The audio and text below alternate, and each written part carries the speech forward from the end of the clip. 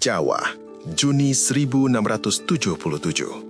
Malam itu, langit di atas Pleret tidak berwarna hitam. Langit itu berwarna merah darah.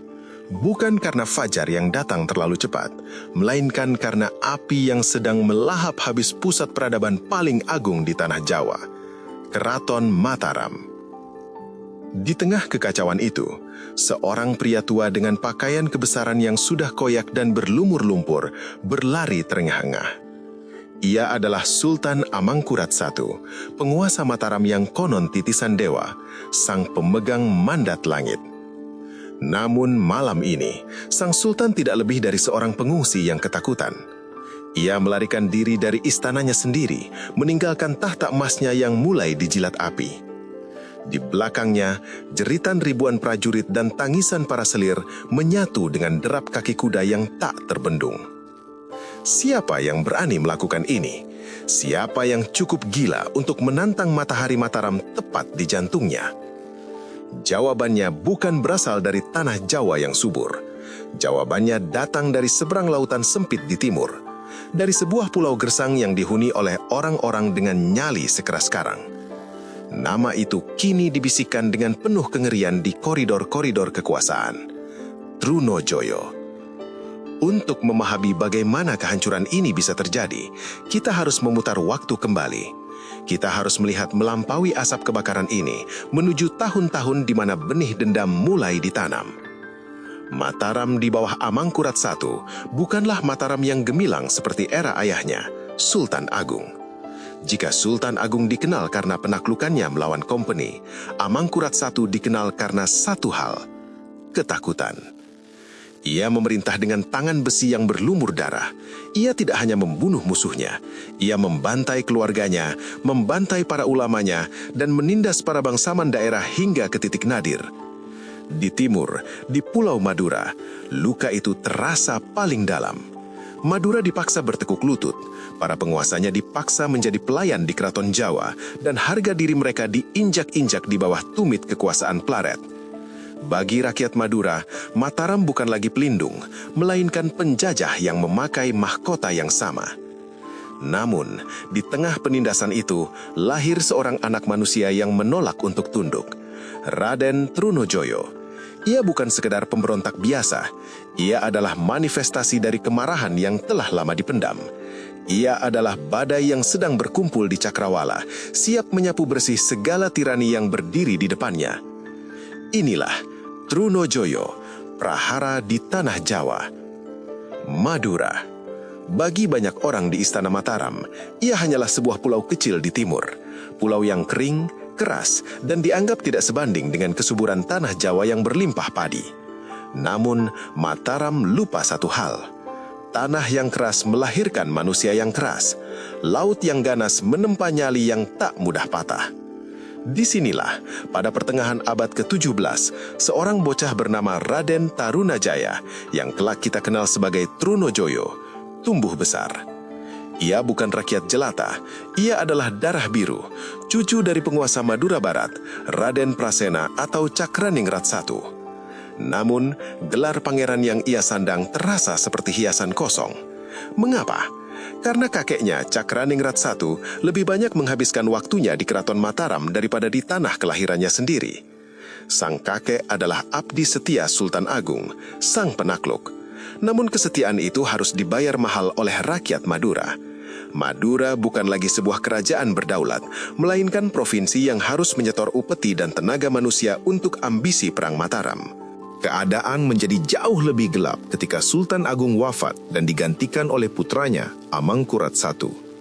Jika Sultan Agung memerintah dengan wibawa penakluk, Amangkurat I memerintah dengan paranoia seorang tiran.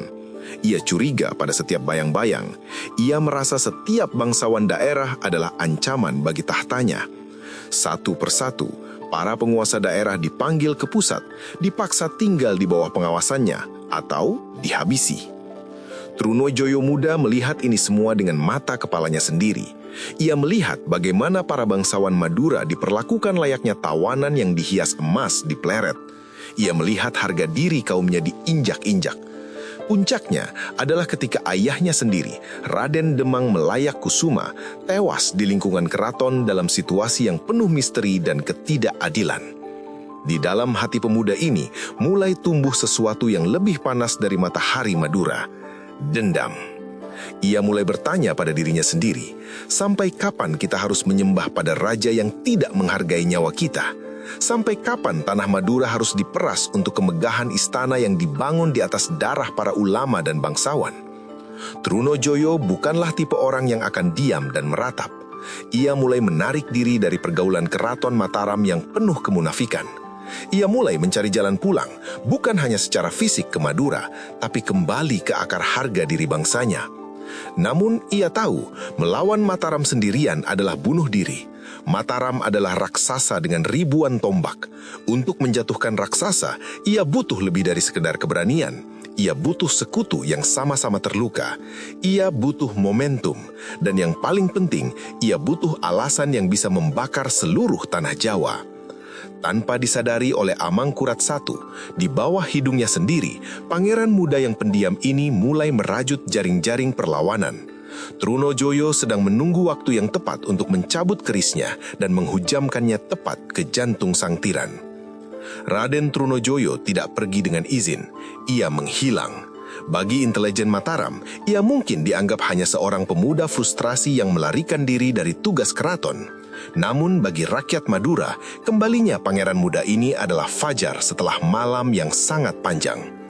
Begitu menginjakkan kaki di tanah kelahirannya, Trunojoyo tidak beristirahat. Ia mulai bergerak di bawah radar, menemui para blater, jagoan lokal, pemuka agama, dan rakyat jelata yang muak dengan penindasan. Ia tidak menjanjikan kekayaan, ia menjanjikan satu hal yang sudah lama hilang, kehormatan. Namun Trunojoyo adalah seorang realis. Ia melihat barisan pasukannya, petani dengan jelurit, nelayan dengan tombak ikan, dan ia tahu melawan infanteri Mataram yang terorganisir, pasukan ini akan hancur dalam sekejap. Ia butuh mesin perang, ia butuh profesional yang tahu cara membunuh di medan laga, dan semesta seolah memberikan jawabannya melalui hembusan angin muson. Jauh di timur, sebuah imperium besar lainnya baru saja runtuh. Kesultanan Goa di Makassar telah jatuh ke tangan VOC setelah Perang Makassar yang brutal. Ribuan pejuang Bugis Makassar yang dikenal sebagai pelaut paling tangguh dan prajurit paling tak kenal takut di Nusantara menolak untuk menyerah kepada kompeni. Mereka lebih memilih mengarungi samudera sebagai ronin, mencari musuh yang bisa mereka tebas. Di sebuah pesisir sunyi di Jawa Timur, pertemuan bersejarah itu terjadi. Pangeran muda dari Tanah Gersang bertemu dengan Galesong, sang penguasa laut yang kehilangan tahta. Pertemuan ini bukan sekedar diplomasi, ini adalah penyatuan dua luka yang sama. Trunojoyo membenci Mataram yang menindas kaumnya, Galesong membenci VOC yang menghancurkan negerinya, dan mereka tahu Mataram dan VOC mulai menjalin kemitraan yang gelap. Jawa sedang sakit, mungkin itulah yang dibisikkan Trunojoyo, dan hanya pedang kalianlah yang bisa membedah penyakit itu. Aliansi darah dan laut pun terbentuk. Ini adalah mimpi buruk yang tak pernah dibayangkan oleh Sultan Amangkurat I. Pasukan Madura yang menguasai medan darat bergabung dengan pasukan Makassar yang menguasai taktik maritim dan artileri. Kini, Trunojoyo bukan lagi seorang pemberontak kecil yang bersembunyi di hutan. Dengan dukungan Galesong, ia telah berubah menjadi panglima perang dengan kekuatan multinasional. Mereka mulai membangun benteng-benteng di pesisir, mengumpulkan logistik, dan melatih rakyat Madura menjadi mesin pembunuh yang efektif. Kabar mulai menyebar ke pusat Jawa. Desa-desa di pesisir utara mulai berbisik tentang munculnya Ratu Adil dari timur. Ketakutan mulai merambat masuk ke tembok-tembok pleret. Trunojoyo berdiri di tepi pantai, memandang ke arah barat, ke arah jantung Mataram. Di sampingnya, Karaeng Galesong menghunus badiknya. Badai bukan lagi sekadar ancaman. Badai itu adalah mereka. Dan badai itu siap menyapu Jawa. Sementara di timur, Trunojoyo dan Karaeng Galesong sedang mengasah pedang. Di pusat kekuasaan Mataram, sebuah borok sedang membusuk. Mataram tidak hanya teranjam dari luar, tapi juga hancur dari dalam. Adipati Anom, sang putra mahkota calon pewaris tunggal tahta Mataram, justru menjadi musuh dalam selimut bagi ayahnya sendiri. Hubungan antara ayah dan anak ini bukan lagi sekadar retak, tapi sudah hancur berkeping-keping. Mengapa seorang calon raja ingin merobohkan kerajaannya sendiri? Alasannya klasik namun mematikan: hinaan dan luka. Amangkurat I, sang ayah, telah melakukan tindakan yang tak termaafkan bagi harga diri seorang lelaki. Ia merebut Rara Oi, gadis yang dicintai Adipati Anom, lalu membunuh mertua sang pangeran. Hidup Adipati Anom di keraton terasa seperti burung di sangkar emas yang setiap hari diejek oleh kekuasaan ayahnya yang absolut. Disinilah plot twist paling gila dalam sejarah Jawa terjadi. Melalui perantara, Adipati Anom menjalin kontak rahasia dengan Trunojoyo. Sang putra mahkota memberikan dukungan finansial dan legitimasi moral kepada pemberontakan ini. Dalam benak licik Adipati Anom, ia berpikir, biarkan Trunojoyo menghancurkan ayahku. Setelah tahta kosong, aku akan tampil sebagai penyelamat dan mengusir Trunojoyo kembali ke pulau kecilnya. Ia mengira bisa menjinakkan macan Madura. Ia salah besar. Tahun 1676, genderang perang akhirnya dipukul. Pasukan gabungan Madura Makassar mulai bergerak seperti air bah yang menjebol bendungan. Target pertama mereka, Pantura, pesisir utara Jawa. Ini adalah urat nadi ekonomi Mataram dan VOC. Surabaya, Gresik, dan Tuban, kota-kota pelabuhan yang makmur, melihat cakrawala dipenuhi layar perahu-perahu Makassar yang cepat dan mematikan. Pasukan Trunojoyo tidak datang untuk merampok, mereka datang untuk menaklukkan. Pertempuran di Gegadok, dekat Tuban, menjadi saksi bisu betapa mengerikannya aliansi ini. Pasukan Mataram yang dikirim untuk menghadang, yang jumlahnya jauh lebih besar, ternyata tidak siap menghadapi taktik gerilya laut dan serangan artileri pasukan Makassar. Dalam hitungan jam, barisan infanteri Mataram kocar-kacir. Para panglima Mataram terkejut melihat rakyat jelata di pesisir justru bersorak menyambut kedatangan Trunojoyo. Trunojoyo bukan lagi sekadar pemberontak di mata rakyat. Ia mulai dipandang sebagai Panembahan Maduretno, sang pembebas. Dengan jatuhnya kota-kota pesisir, pasokan logistik ke ibu kota Mataram terputus. Harga pangan melonjak, kepanikan melanda pasar-pasar di pedalaman Jawa. Sultan Amangkurat I di Pleret mulai menyadari bahwa putra mahkotanya mungkin terlibat, namun sudah terlambat. Badai yang dimulai dari Madura kini telah sampai di depan pintu rumahnya. Trunojoyo berdiri di atas kapal perangnya, memandang api yang membubung dari pelabuhan-pelabuhan Jawa yang takluk. Ia tahu, jalan menuju Pleret kini telah terbuka lebar, namun ia juga tahu, Adipati Anom hanya memanfaatkannya. Mereka pikir aku adalah alat, bisik Trunojoyo sambil menatap kerisnya. Mereka lupa bahwa alat inilah yang akan membedah perut Mataram. Mei hingga Juni 1677. Setelah menyapu bersih kota-kota pesisir, pasukan Trunojoyo tidak berhenti untuk merayakan kemenangan. Bagi Trunojoyo, kemenangan di pantai hanyalah hidangan pembuka. Menu utamanya ada di pedalaman, Pleret, jantung dari Imperium Mataram yang telah berdiri selama hampir 1 abad. Gerakan pasukan ini adalah sebuah keajaiban militer. Bayangkan, ribuan pejuang Madura yang membawa dendam ke Sumat bersanding dengan pasukan elit Makassar yang membawa senjata-senjata hasil rampasan dari VOC. Mereka merayap seperti barisan semut api, membakar setiap pos pertahanan Mataram yang mencoba menghalangi. Di dalam tembok keraton Pleret, suasananya sangat kontras. Bukan lagi keagungan yang terasa, melainkan bau busuk ketakutan. Sultan Amangkurat I yang biasanya begitu arogan, kini terlihat rapuh. Ia memerintahkan para dukun dan peramal untuk merapalkan doa, memohon agar pusaka-pusaka keraton mengeluarkan mukjizatnya. Namun besi tidak lagi takut pada mantra ketika ia digerakkan oleh amarah rakyat yang tertindas. Serangan besar itu dimulai di penghujung Juni. Trunojoyo memberikan perintah singkat, hancurkan temboknya, ambil hak kalian. Pasukan Makassar memulai dengan tembakan meriam yang menghantam gerbang-gerbang utama. Kayu-kayu jati raksasa yang selama puluhan tahun menjadi simbol ketidaktersentuhan Mataram hancur berkeping-keping. Begitu gerbang jebol, gelombang manusia berbaju putih dan bersarung khas Madura tumpah ruah ke dalam alun-alun. Ini bukan sekadar perang, ini adalah pembantaian harga diri.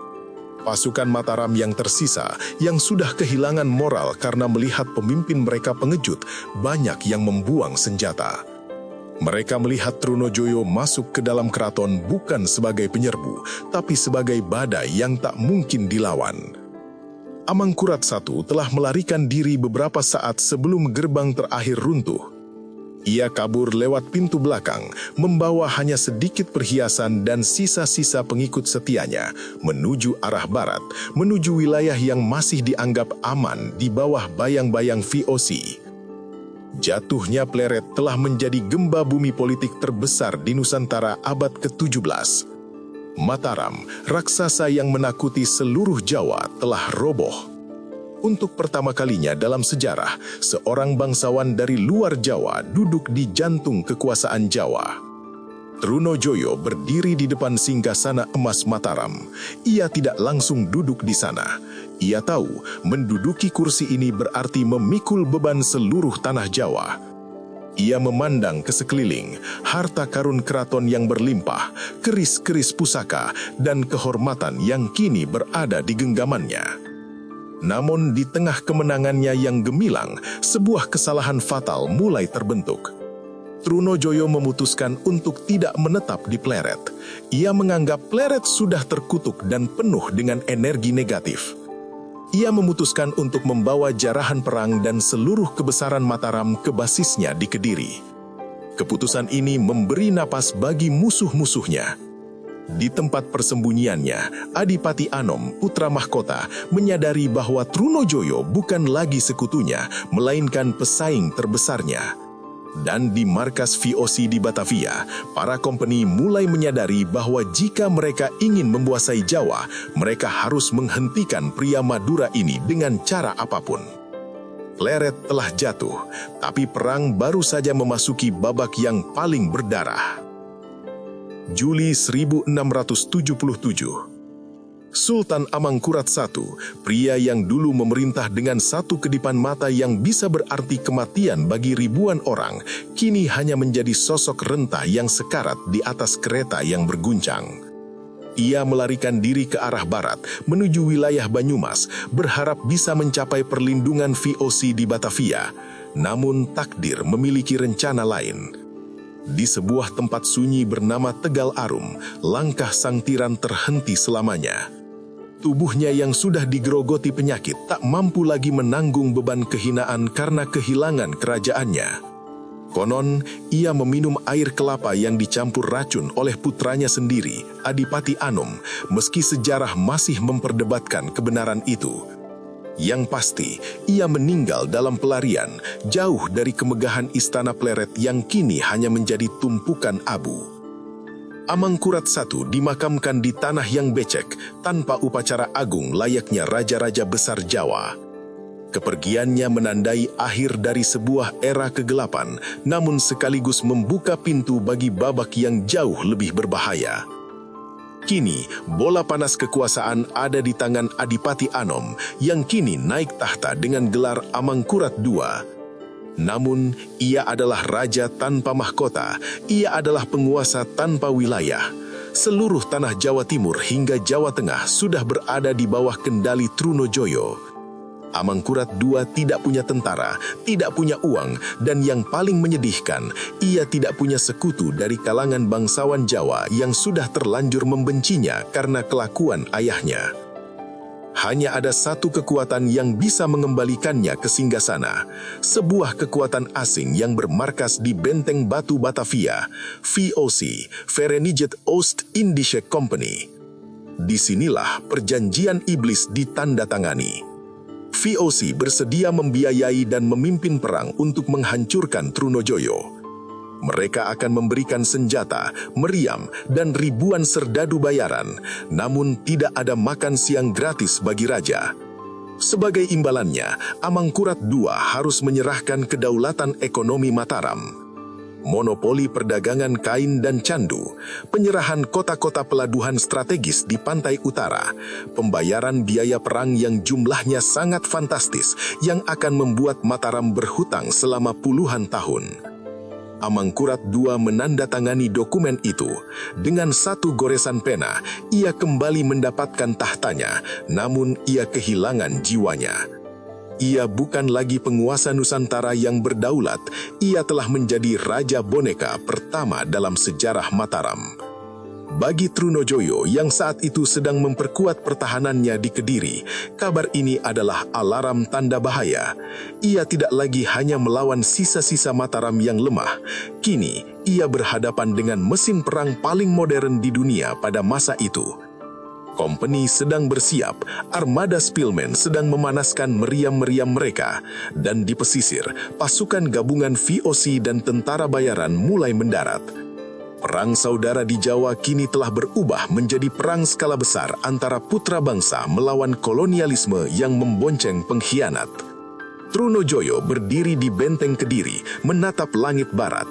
Ia berkata pelan, "Biarkan mereka datang. Laut mungkin milik Belanda, tapi tanah ini adalah milik orang-orang yang berani mati demi harga diri." Jika selama ini Trunojoyo merasa telah menguasai panggung, ia kini harus menyadari bahwa sutradara baru telah tiba. Di bawah komando Laksamana Cornelis Spillman, armada VOC bukan sekedar datang untuk bernegosiasi. Mereka datang dengan satu tujuan pragmatis, mengamankan investasi mereka di Jawa dengan cara menghancurkan siapapun yang berani mengusik ketenangan perdagangan. Spillman bukanlah orang baru. Ia adalah veteran Perang Makassar yang sangat mengenal karakter tempur orang-orang Galesong. Ia tahu, untuk menjatuhkan Trunojoyo, ia harus terlebih dahulu memutus napas sang pemberontak. Dan napas itu ada di Surabaya. Surabaya adalah kunci. Ia adalah gerbang utama menuju pedalaman Jawa Timur, pusat logistik, dan titik temu antara kekuatan Madura dan armada Makassar. Jika Surabaya jatuh, Trunojoyo akan terisolasi di daratan, terjepit di antara pasukan VOC dari utara dan pasukan Mataram yang mulai mengonsolidasi kekuatan di barat. Pertempuran Surabaya adalah salah satu pertempuran paling brutal di abad ke-17. Spillman tidak menggunakan etika perang tradisional Jawa yang penuh simbolisme. Ia menggunakan total war. Kapal-kapal VOC melepaskan tembakan meriam kaliber berat dari lepas pantai, menghujani kota Surabaya dengan bola-bola besi panas. Bangunan-bangunan kayu hancur, pelabuhan terbakar, dan kepanikan melanda penduduk sipil. Namun pasukan Trunojoyo dan pejuang Makassar tidak lari. Mereka telah membangun parit-parit pertahanan dan barikade di sepanjang Sungai Kalimas. "Setiap jengkal tanah ini harus dibayar dengan darah Belanda," teriak para pejuang dari balik barikade. Terjadilah pertempuran jarak dekat yang sangat mengerikan. Di gang-gang sempit Surabaya, teknologi senapan VOC beradu dengan ketajaman keris dan keberanian ngamuk para pejuang Makassar. Spillman sendiri terkejut melihat kegigihan musuhnya. Ia harus mendaratkan ribuan serdadu bayaran, termasuk pasukan Ambon dan Bugis yang setia pada kompeni, untuk merayap maju rumah demi rumah. Setelah berhari-hari pertempuran tanpa henti, Surabaya akhirnya jatuh. Keunggulan artileri dan disiplin militer Eropa dikombinasikan dengan pengkhianatan beberapa penguasa lokal yang mulai takut pada kekuatan VOC, memaksa pasukan Trunojoyo mundur. Jatuhnya Surabaya adalah pukulan telak bagi mental pasukan pemberontak. Untuk pertama kalinya, narasi tak terkalahkan yang melekat pada Trunojoyo mulai retak. Spillman tidak membuang waktu.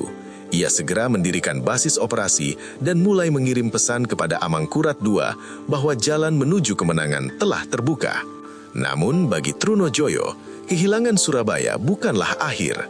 Ia mundur ke pedalaman, ke bentengnya yang paling kokoh di Kediri. Di sana, ia mengumpulkan sisa-sisa kejayaannya, memperkuat pertahanan, dan bersumpah bahwa jika VOC menginginkan kepalanya, mereka harus melewati lautan api di daratan Jawa. Trunojoyo berdiri di atas tembok benteng Kediri, menatap ke arah timur laut di mana asap Surabaya masih terlihat samar. "Kalian bisa mengambil lautku, tapi tanah ini akan menelan kalian bulat-bulat." Tahun 1678, Surabaya telah jatuh, namun perang belum usai. Justru ia baru saja memasuki fase paling melelahkan. Trunojoyo kini memusatkan seluruh sisa kejayaannya di Kediri. Di sini, ia tidak lagi berperilaku sebagai pemimpin pemberontak. Ia bertindak sebagai seorang raja yang sah. Ia mengambil gelar Panembahan Madura Retno. Di Kediri, ia membangun replika keraton yang megah, membawa harta pusaka Mataram yang ia jarah dari Pleret, dan meyakinkan rakyat bahwa matahari yang baru telah terbit dari timur. Namun di luar tembok Kediri, pemandangan jauh dari kata damai. Pasukan gabungan VOC dan Amangkurat II mulai mengepung wilayah ini.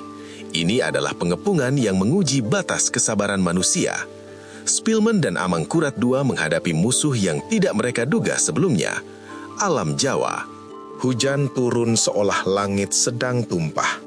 Jalanan berubah menjadi rawa lumpur yang menelan roda-roda meriam VOC. Penyakit tropis, disentri dan malaria mulai memakan korban di barisan Serdadu Company lebih banyak daripada peluru musuh. Amangkurat II, yang terbiasa hidup nyaman, harus merasakan dinginnya malam di tenda-tenda darurat. Sementara di dalam kota Kediri, Trunojoyo dan pasukannya masih bisa tertawa sambil menikmati logistik yang melimpah.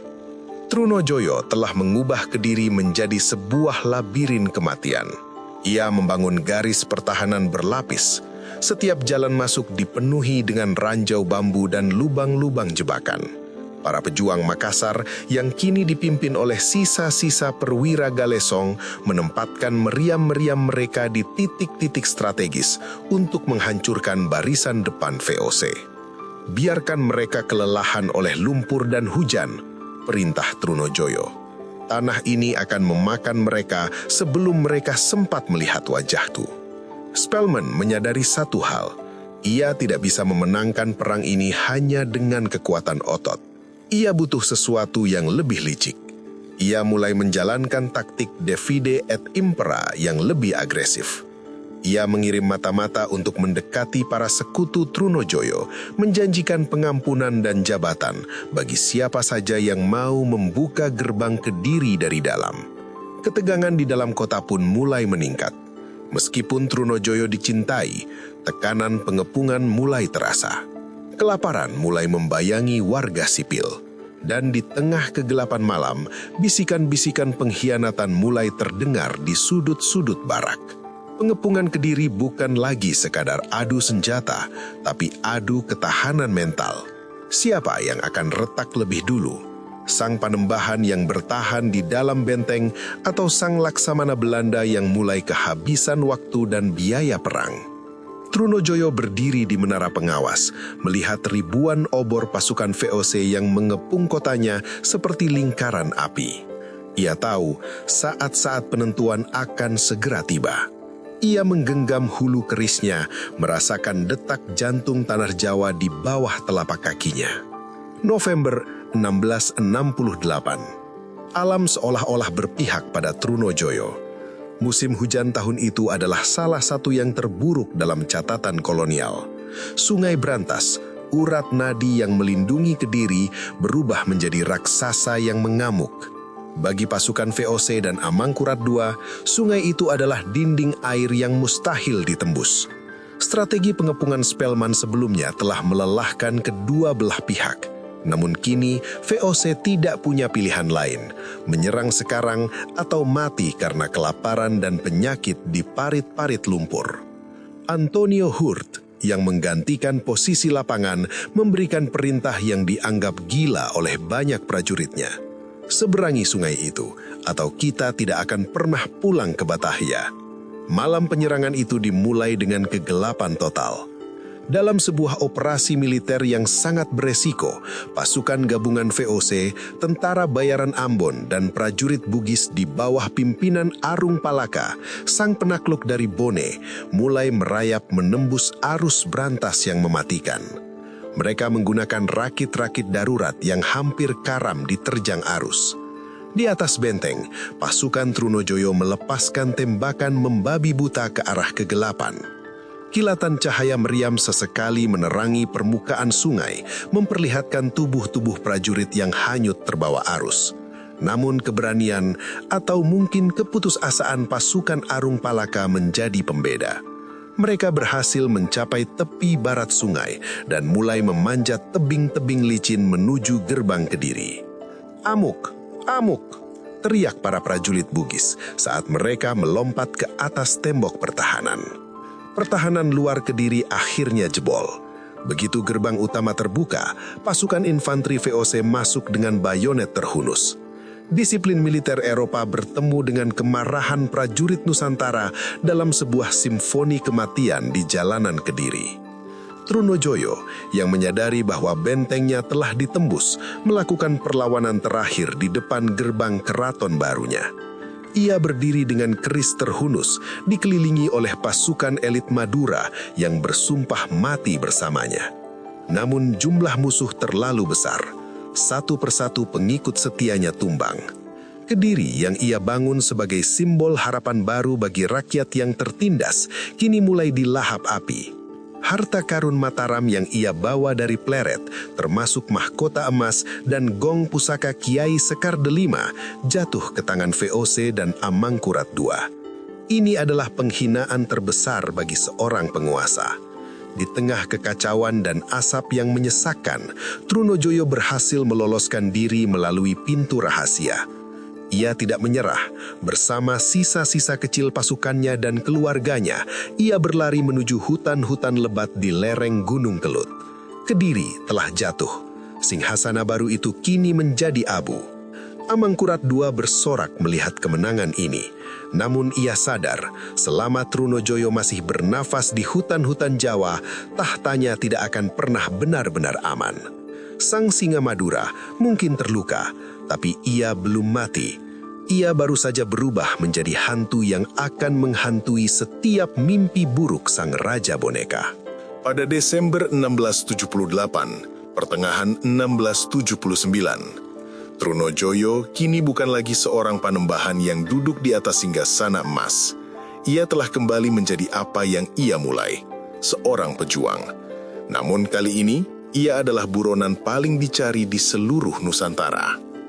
Setelah jatuhnya Kediri, Trunojoyo membawa sisa-sisa pengikutnya, termasuk istri, anak-anak, dan beberapa loyalis Madura yang bersumpah mati, masuk ke dalam dekapan hutan belantara di wilayah Malang, tepatnya ke daerah pegunungan yang sulit dijangkau bernama Antang, sekarang Ngantang. Kehidupan di gunung adalah neraka yang berbeda.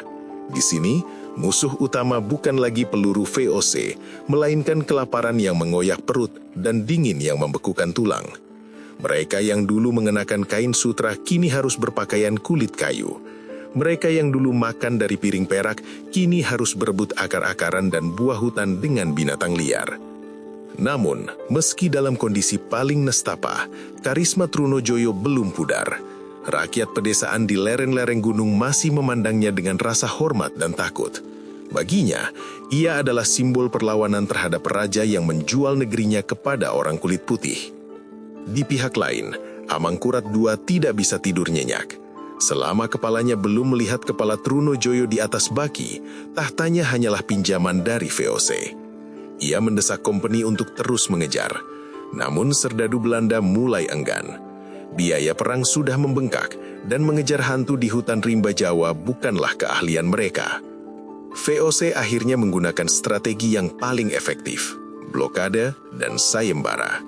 Mereka memutus semua jalur pasokan garam dan beras ke wilayah pegunungan. Mereka menawarkan emas yang melimpah bagi siapa saja yang bisa memberikan informasi tentang keberadaan Trunojoyo. Perlahan tapi pasti, strategi ini mulai membuahkan hasil. Kelaparan mulai mematahkan kesetiaan. Satu persatu pengikut Trunojoyo turun gunung dan menyerahkan diri demi sesuap nasi. Trunojoyo menyadari bahwa lingkaran setan ini sedang mengecil. Pasukan gabungan VOC dan Mataram yang kini dipandu oleh penduduk lokal yang berkhianat, mulai merayap naik ke tempat persembunyiannya. Ia bisa saja memilih untuk mengakhiri hidupnya dengan terhormat, melakukan puputan, atau bunuh diri ritual. Namun, ia memilih untuk tetap bertahan, menunggu takdir yang telah digariskan oleh langit. Di lembah bawah, Derap kaki kuda pasukan pengejar mulai terdengar. Di antara mereka adalah mantan sahabat-sahabatnya, pangeran-pangeran Jawa yang kini berbaju kompeni. Singa Madula itu kini terkepung di atas awan. Tidak ada lagi tempat untuk lari. Hanya ada satu jalan keluar, dan jalan itu berujung pada sebuah pengadilan yang tak akan pernah ia lupakan. Desember 1679. Waktu seolah berhenti di pegunungan Ngantang. Bagi Trunojoyo, dunia kini hanya seluas gua-gua sempit dan jalan setapak yang buntu. Pasukan pengejarnya bukan lagi sekedar tentara, mereka adalah pemburu yang telah mencium bau darah. Ribuan serdadu gabungan Mataram dan VOC telah mengepung seluruh kaki gunung, menutup setiap celah keluar, memastikan bahwa sang singa tidak akan bisa melompat lagi. Namun, sejarah mencatat sebuah ironi yang getir. Yang berhasil menyudutkan Trunojoyo hingga ke titik terakhir bukanlah jenderal Belanda berkulit putih, melainkan seorang putra Nusantara lainnya yang tak kalah legendaris, Kapten Jonker.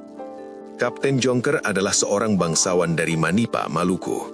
Ia adalah panglima pasukan elit Ambon yang disewa oleh VOC.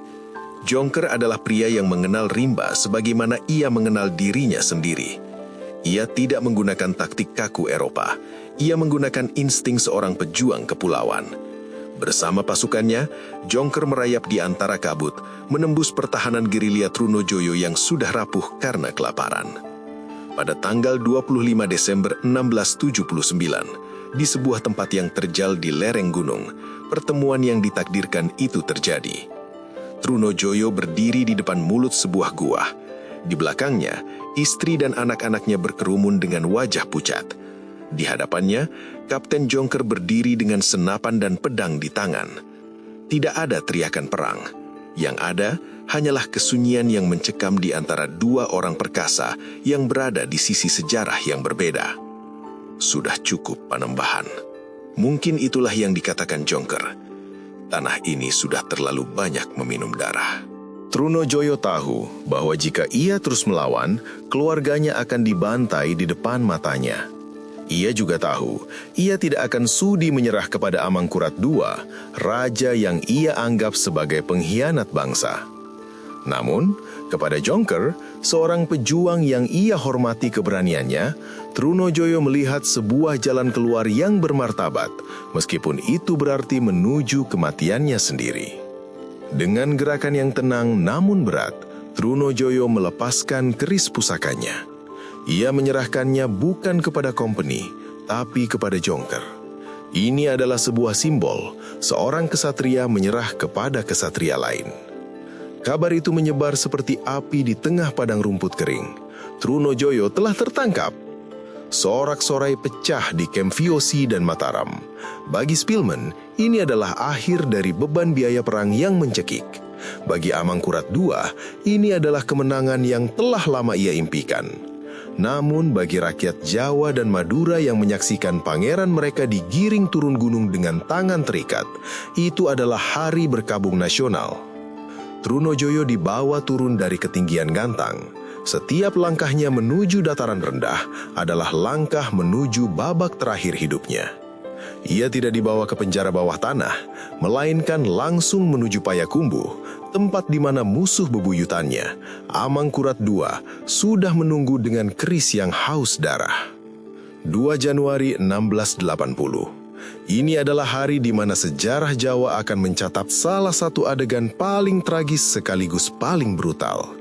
Trunojoyo, sang singa yang telah menggetarkan fondasi kerajaan, kini berdiri sebagai tawanan di hadapan pria yang paling membencinya, Sultan Amangkurat II.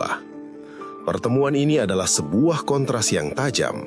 Amangkurat II duduk di atas kursi kebesarannya, mengenakan pakaian gaya Eropa, perpaduan antara kemewahan Jawa dan pengaruh Belanda, sebagai simbol kemenangan yang ia beli dengan hutang kepada VOC. Di depannya, Trunojoyo berdiri dengan pakaian yang compang-camping, tubuh yang kurus kering karena berbulan-bulan di hutan. Namun matanya tetap tajam, tidak menunjukkan sedikit pun penyesalan atau rasa takut. Di sekitar mereka, para perwira VOC termasuk Cornelis Spilman dan Kapten Jonker berdiri sebagai saksi. Bagi VOC, ini adalah prosedur penyerahan tawanan. Namun bagi Amangkurat II, ini adalah masalah pribadi. Ini adalah tentang membasuh malu karena ayahnya diusir dari istana dan kerajaannya dihancurkan oleh pria di hadapannya ini. Mengapa kau melakukan ini, Trunojoyo? Mungkin itulah pertanyaan yang menggantung di udara. Namun, tidak ada ruang lagi untuk diplomasi. Amangkurat II ingin menunjukkan kepada dunia, terutama kepada rakyat Jawa dan sekutu Belandanya, bahwa dialah penguasa yang sah, bahwa setiap pemberontakan akan berakhir di ujung kerisnya. Amangkurat II bangkit dari duduknya. Ia mendekati Trunojoyo. Keheningan di tenda itu begitu pekat hingga suara napas pun terdengar jelas. Tiba-tiba, sang sultan mencabut keris pusaka legendaris, Kiai Baladewa. Bilah besi tua yang hitam dan berlekuk itu berkilat di bawah cahaya obor. Trunojoyo tidak berkedip. Ia menatap lurus ke mata Raja Boneka itu. Ada sebuah keberanian yang mengerikan dalam diamnya. Eksekusi itu tidak berhenti di situ. Dalam sebuah tindakan yang menunjukkan betapa dalamnya dendam sang sultan, Amangkurat II memerintahkan agar tubuh Trunojoyo dicacah. Sejarah mencatat dengan ngeri bahwa hati sang pemberontak dikeluarkan dan dibagikan kepada para bangsawan sebagai simbol kehancuran negara. Trunojoyo jatuh ke bumi Jawa yang telah ia bela dan ia hancurkan sekaligus. Di tanah Payakumbuh itu, salah satu putra terbaik sekaligus paling kontroversial dari Madura menghembuskan napas terakhirnya. VOC memandang adegan itu dengan perasaan campur aduk. Spilman mungkin merasa lega karena ancaman militer telah hilang. Namun ia juga menyadari satu hal. Dengan kematian Trunojoyo, Amangkurat II telah menunjukkan sisi gelapnya. Perang memang berakhir, namun bibit-bibit kebencian rakyat terhadap raja yang membunuh saingannya di depan orang asing kini mulai tertanam. Trunojoyo telah mati, namun sebagaimana api yang menyulut hutan, kematiannya justru meninggalkan abu yang akan menyuburkan semangat perlawanan di masa depan. Ia bukan lagi sekedar manusia, ia telah bertransformasi menjadi sebuah legenda. Januari 1680. Trunojoyo sudah tiada. Kepalanya mungkin sudah dipisahkan dari tubuhnya, dan ancaman dari Madura secara fisik telah berakhir. Bagi Sultan Amangkurat II, fajar seharusnya telah tiba. Ia membayangkan dirinya akan kembali ke singgasana dengan kekuasaan absolut seperti kakeknya, Sultan Agung. Namun, realitas menghantamnya lebih keras daripada serangan pemberontak manapun. Kemenangan yang ia raih bukanlah hasil dari kesaktian prajuritnya sendiri, melainkan hasil sewa dari mesin perang paling rakus di dunia, VOC. Kini, Spelman datang bukan untuk memberi selamat, melainkan untuk menagih janji. Sejarah mencatat momen ini sebagai titik balik di mana kedaulatan Mataram benar-benar runtuh di atas kertas. Spelman menyodorkan tagihan perang yang luar biasa besar. Biaya untuk ribuan serdadu bayaran, ribuan ton mesiu, armada kapal dan logistik selama bertahun-tahun kampanye militer harus dibayar oleh Mataram. Jumlahnya tak terbayangkan oleh kas kerajaan yang sudah ludes di jarah Trunojoyo. Karena Amangkurat II tidak punya emas untuk membayar, VOC meminta pembayaran dalam bentuk lain, tanah dan hak. Monopoli total. Seluruh perdagangan di pesisir utara Jawa kini berada di bawah kendali company. Mataram tidak boleh lagi menjual beras atau kayu tanpa izin Belanda. Garnisun Belanda. Untuk melindungi Sultan, VOC menempatkan pasukan tetap di jantung kerajaan. Ini secara de facto berarti Sultan adalah tawanan di rumahnya sendiri. Wilayah-wilayah seperti Semarang dan sekitarnya mulai lepas dari tangan Mataram sebagai kompensasi hutang. Sultan memutuskan untuk tidak membangun kembali Pleret. Ia memilih lokasi baru yang ia harap bisa memberinya keberuntungan, Kartasura. Namun, Kartasura tidak dibangun dengan kemegahan seorang penakluk. Ia dibangun dengan sisa-sisa tenaga rakyat yang sudah kelelahan dan biaya yang didikte oleh kepentingan Belanda. Sementara itu, bagaimana dengan Madura? Pulau itu tidak lagi sama. Setelah jatuhnya Trunojoyo, Madura dipecah-becah. VOC memastikan tidak akan ada lagi satu pemimpin kuat yang bisa menyatukan orang-orang Madura untuk melawan Jawa. Kebijakan divide et impera atau pecah belah diterapkan dengan sangat brutal di sana. Trunojoyo mungkin sudah mati, tetapi kematiannya menyisakan lubang besar di jantung Nusantara. Mataram kini menjadi sebuah kerajaan yang lumpuh secara ekonomi dan politik. Rakyat mulai berbisik di pasar-pasar dan sawah-sawah. Raja kita telah menjual tanah ini demi kepalanya sendiri. Kemenangan atas Trunojoyo ternyata adalah kemenangan yang hampa. Amangkurat II mungkin memiliki mahkota, tetapi kendali atas tanah Jawa kini perlahan tapi pasti berpindah ke tangan orang-orang berbaju hitam dari Batavia.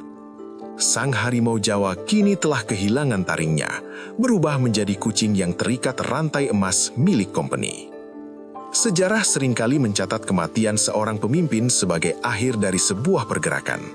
Namun, bagi mereka yang telah merasakan api perjuangan Trunojoyo, kematian Sang Panembahan di Payakumbuh bukanlah titik akhir. Ia adalah sebuah transformasi. Tubuh Trunojoyo boleh saja dicacah, namun semangat Banteng Madura itu telah pecah menjadi ribuan bara api kecil yang tersebar di seluruh pelosok Nusantara. Duri paling tajam yang masih menusuk daging VOC dan Mataram adalah sisa-sisa pejuang Makassar. Karaeng Galesong, sekutu setia Trunojoyo, memang telah wafat beberapa bulan sebelum penangkapan Trunojoyo karena sakit dan kelelahan yang luar biasa. Namun, ribuan prajuritnya, orang-orang Bugis dan Makassar yang bersumpah tidak akan pernah tunduk kepada company, masih berkeliaran di Laut Jawa. Bagi VOC, para pejuang ini kini dicap sebagai bajak laut. Namun bagi rakyat jelata, mereka adalah hantu-hantu pembalas dendam. Tanpa markas tetap, mereka menjadikan kapal-kapal mereka sebagai rumah. Mereka menyerang jalur-jalur perdagangan VOC, merampas kapal-kapal pengangkut rempah, dan menghilang ke dalam labirin pulau-pulau kecil di sekitar Jawa Timur dan Madura sebelum kapal perang Belanda sempat membalas. Selama masih ada air laut yang asin, begitu bisikan para pelaut Makassar, pedang kami tidak akan kembali ke sarungnya. Di Pulau Madura sendiri, suasana mencekam menyelimuti setiap sudut. Mataram dan VOC mencoba menghapus pengaruh Trunojoyo dengan cara membagi-bagi wilayah Madura kepada bangsawan yang dianggap setia kepada Amangkurat II. Mereka mengira dengan membagi tanah, mereka bisa membagi kesetiaan. Mereka salah. Bagi rakyat Madura, Trunojoyo bukan lagi sekedar pangeran yang kalah perang. Ia telah naik tingkat menjadi sosok mitis. Di gubuk-gubuk petani dan asrama-asrama santri, kisah keberaniannya diceritakan kembali dalam bisikan-bisikan rahasia. Ia digambarkan sebagai satria piningit yang gagal karena dikhianati, bukan karena kalah sakti. Ini menciptakan sebuah identitas baru bagi orang Madura, identitas sebagai bangsa yang pantang menyerah dan selalu memiliki harga diri yang tinggi di hadapan kekuasaan Jawa Pusat. Spelman menyadari bahwa meskipun ia memenangkan pertempuran besar, ia gagal memenangkan kedamaian. Ongkos untuk menjaga ketertiban di Jawa pasca Trunojoyo ternyata lebih mahal daripada biaya perang itu sendiri. Mataram yang kini rapuh justru menjadi beban bagi VOC. Setiap kali ada kerusuhan kecil, Amangkurat II akan merengek meminta bantuan pasukan kepada Batavia. Trunojoyo telah meninggalkan sebuah luka yang tidak bisa dijahit kembali. Ia telah menunjukkan bahwa Mataram bisa runtuh dan Belanda bisa dilawan. Bara yang ia tinggalkan akan terus berasap di bawah permukaan, menunggu angin yang tepat untuk kembali menjadi api besar di masa depan, entah itu dalam pemberontakan Untung Suropati, Perang Jawa, atau perlawanan-perlawanan hebat lainnya yang akan mengguncangkan tanah ini di abad-abad berikutnya. Kematian Trunojoyo adalah hanya akhir dari sebuah bab, namun ia adalah awal dari sebuah epik panjang perlawanan Nusantara terhadap penjajahan. Sang singa telah pergi, namun hutan ini kini dipenuhi oleh anak-anak singa yang telah belajar cara mengasah kuku. Tahun 1680, Trunojoyo telah tiada, namun bayang-bayangnya menolak untuk pergi. Sultan Amangkurat II menolak kembali ke Pleret. Baginya, tanah Pleret telah menjadi tanah terkutuk yang berlumur aib pelarian ayahnya dan kehancuran tahtanya. Ia memerintahkan pembangunan sebuah ibu kota baru di sebuah tempat yang ia namakan Kartasura. Secara harfiah, Kartasura berarti pekerjaan yang berani atau kemakmuran yang berani. Namun bagi para pengamat sejarah, nama itu terdengar seperti sebuah ironi yang pahit. Kartasura bukan dibangun dari kemenangan yang gagah berani, melainkan dari sisa-sisa kehancuran dan rasa takut yang mendalam. Di dalam keraton barunya, Amangkurat II hidup dalam paranoia yang menyiksa.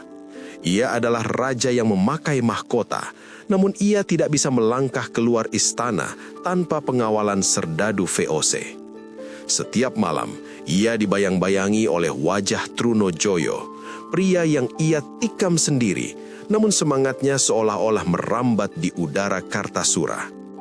Ia mulai menyadari bahwa dengan membunuh Trunojoyo, ia tidak hanya membunuh musuh politiknya, tetapi juga membunuh bagian dari dirinya yang berdaulat. Kini, setiap keputusannya harus disetujui oleh gubernur jenderal di Batavia. Setiap butir beras yang keluar dari lumbungnya harus dihitung oleh kompeni sebagai cicilan hutang perang yang tak kunjung lunas. Apa gunanya menjadi raja jika aku harus meminta izin untuk bernafas? Mungkin pertanyaan itu sering menghantuinya.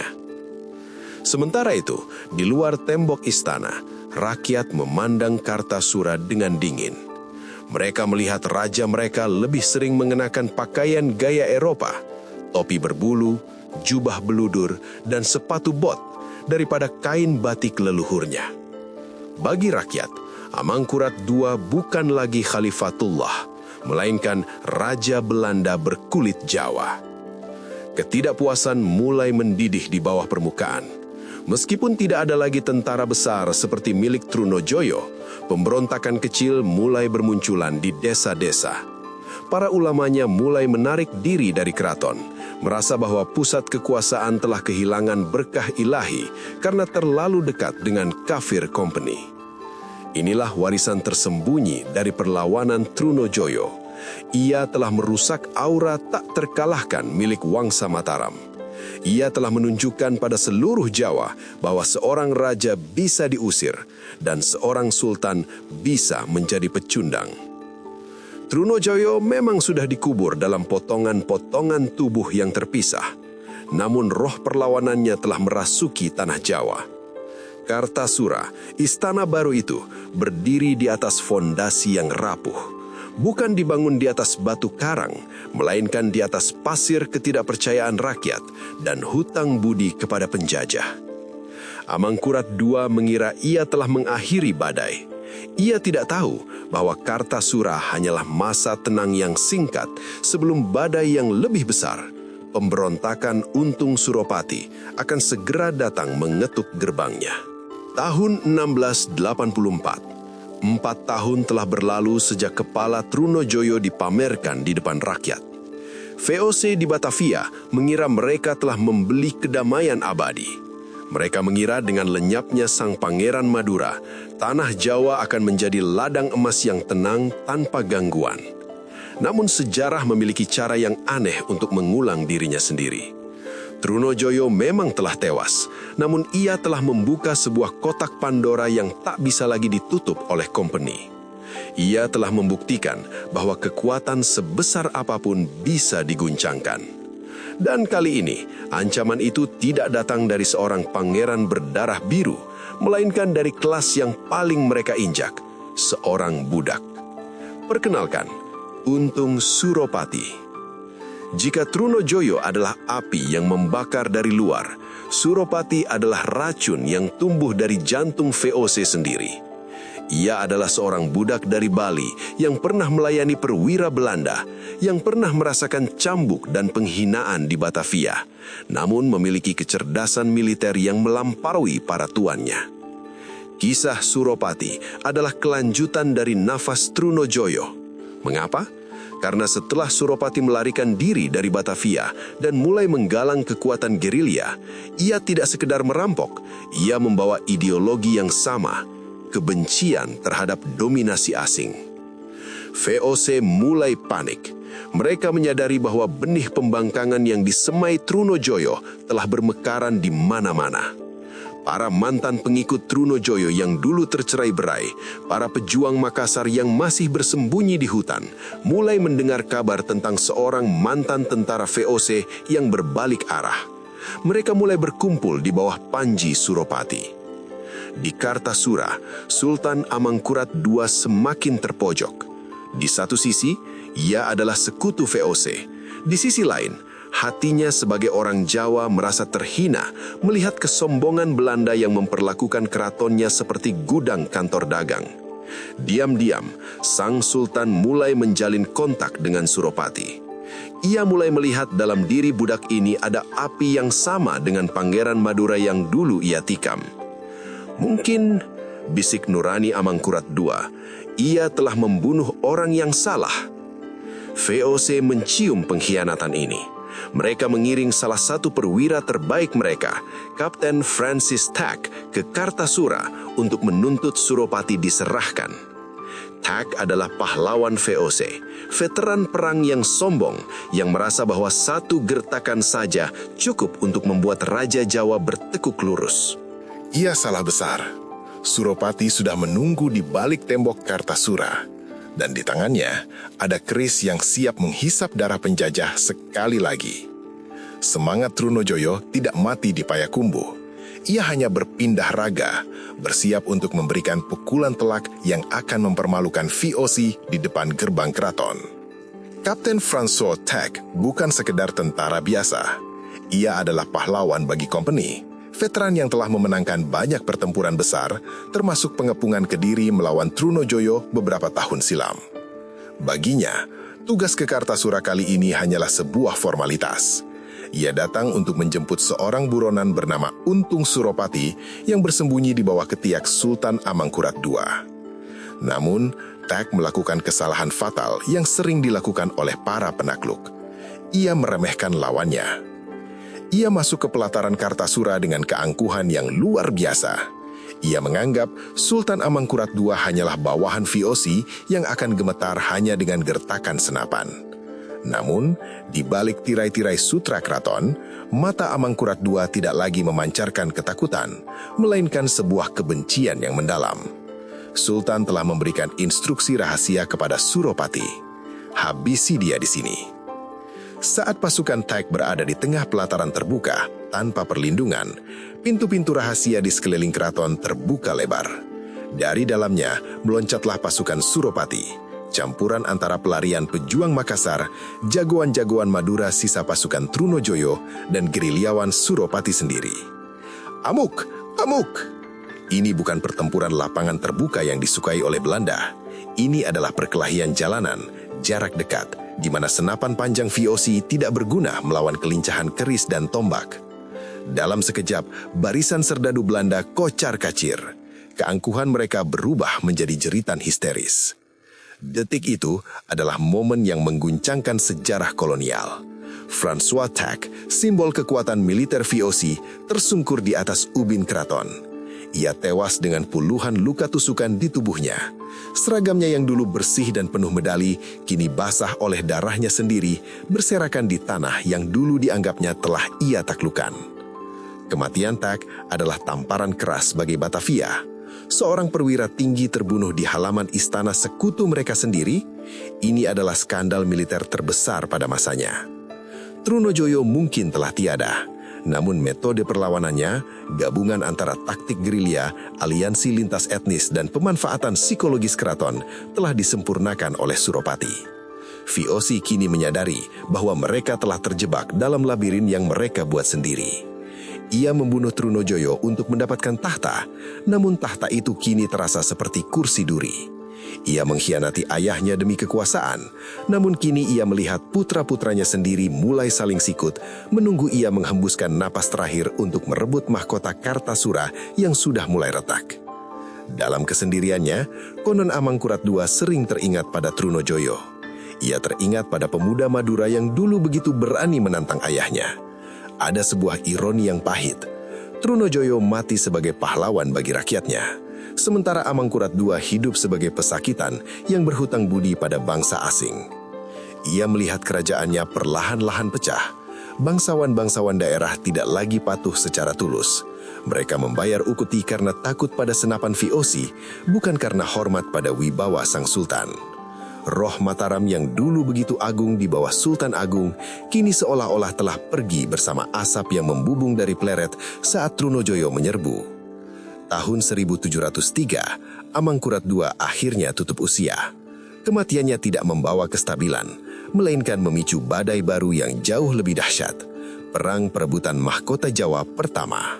Inilah warisan tersembunyi dari Trunojoyo. Pemberontakannya telah merusak suksesi alami Mataram secara permanen.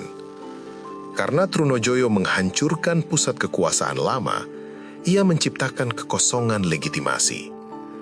Sejak saat itu, siapapun yang ingin menjadi Raja Jawa merasa harus meminta restu dan bantuan militer dari VOC. Kekacauan ini nantinya akan berujung pada peristiwa besar beberapa dekade kemudian. Perpecahan Mataram menjadi Yogyakarta dan Surakarta, Perjanjian Giyanti. Namun benih-benih perpecahan itu, benih-benih keraguan terhadap legitimasi raja, semuanya berakar dari pemberontakan Trunojoyo. Trunojoyo memang gagal menyatukan Nusantara di bawah kepemimpinannya, tapi ia berhasil meruntuhkan ilusi bahwa Mataram adalah sesuatu yang abadi dan tak tersentuh. Ia telah meninggalkan sebuah pelajaran bagi generasi setelahnya, bahwa takhta yang dibangun di atas penderitaan rakyat dan dukungan asing adalah takhta yang berdiri di atas pasir hisap. Di pemakaman Imogiri, Amangkurat II disemayamkan.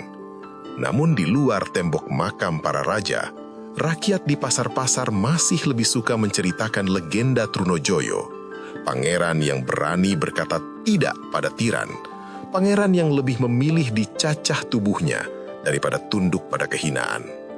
Waktu adalah hakim yang paling adil.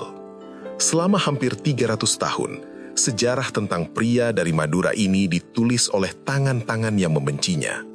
Dalam buku-buku sejarah kolonial Belanda, ia dijuluki sebagai The Rebel the Prince, pangeran pemberontak. Ia digambarkan sebagai pengacau keamanan, pengkhianat yang merusak tatanan Mataram, dan duri dalam daging bagi kemajuan perdagangan VOC. Bagi dinasti Mataram yang bertahan di Surakarta dan Yogyakarta, kisah Trunojoyo seringkali dibisikkan dengan nada peringatan. Sebuah kisah tentang apa yang terjadi jika pusat kekuasaan kehilangan wibawanya. Namun bagi rakyat jelata, terutama bagi orang-orang di Pulau Madura, nama Trunojoyo tidak pernah mati sebagai penjahat. Ia hidup dalam dongeng pengantar tidur, dalam syair-syair perlawanan, dan dalam setiap tetes keringat pejuang yang menolak untuk tunduk pada ketidakadilan. Setelah Indonesia memproklamasikan kemerdekaannya pada tahun 1945, terjadi sebuah pergeseran paradigma yang luar biasa. Bangsa yang baru lahir ini mulai mencari akar identitasnya. Mereka mencari sosok-sosok yang berani berdiri tegak melawan kolonialisme sebelum kata Indonesia itu sendiri ada. Disinilah nama Trunojoyo bersinar kembali. Sejarah tidak lagi melihatnya sebagai pemberontak yang haus kekuasaan, melainkan sebagai pionir anti-kolonialisme. Ia adalah orang yang pertama kali menyadari bahwa perselingkuhan antara penguasa lokal dan kekuatan asing, VOC, akan menjadi awal dari penjajahan panjang yang menyengsarakan rakyat. Kini, Trunojoyo bukan lagi musuh negara, ia adalah pahlawan nasional. Bagi masyarakat Madura, Trunojoyo adalah personifikasi dari karakter mereka, keras namun jujur, menjunjung tinggi harga diri, ajedie derajat, dan setia hingga titik darah penghabisan bagi mereka yang dianggap sebagai keluarga, tretan. Ia memberikan sebuah kebanggaan kolektif bahwa pulau kecil mereka pernah mengguncangkan imperium terbesar di Jawa dan membuat kompeni Belanda gemetar ketakutan. Warisan Trunojoyo bukan sekedar artefak atau reruntuhan benteng di Kediri. Warisannya adalah semangat. Semangat bahwa keadilan tidak datang dari pemberian, melainkan dari keberanian untuk menuntutnya. Semangat bahwa meskipun tubuh bisa dihancurkan, gagasan tentang kemerdekaan akan terus mengalir melalui generasi-generasi berikutnya. Trunojoyo mengajarkan kita bahwa sejarah seringkali mencoba mengubur kebenaran di bawah narasi para pemenang.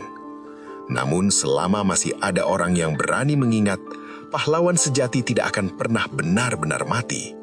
Ia hanya menunggu waktu yang tepat untuk bangkit kembali dalam setiap jiwa yang melawan penindasan. 300 tahun lebih telah berlalu sejak api di Plerek padam dan darah di Payakumbuh mengering. Kisah Trunojoyo adalah kisah tentang kontradiksi yang luar biasa. Ia adalah pangeran yang menghancurkan kerajaan, namun ia juga pejuang yang mencoba menyelamatkan martabat bangsanya.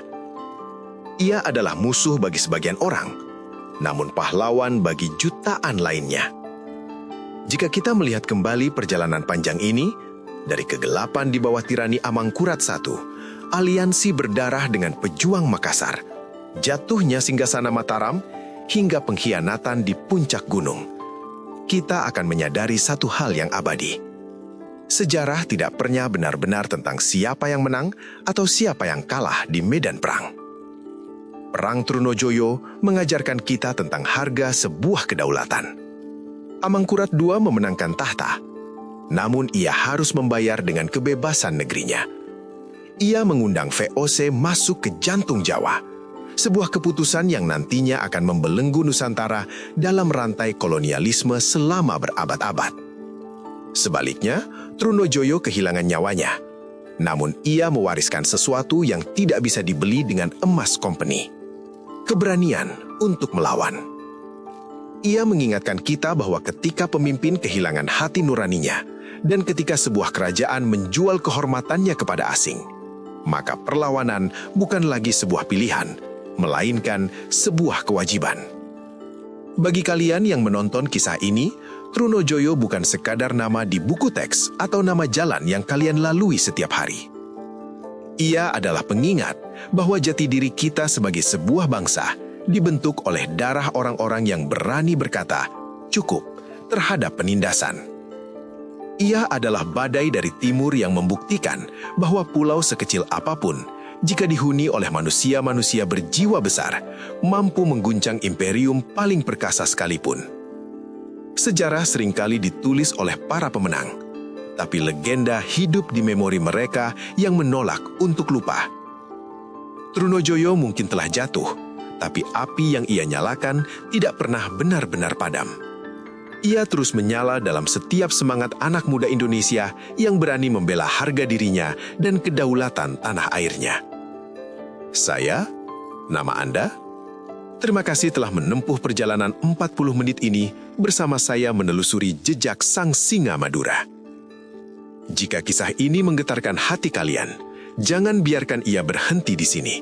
Ceritakan pada dunia bahwa kita berasal dari bangsa para pejuang. Sampai jumpa di kisah Nusantara berikutnya. Hormat saya untuk para leluhur.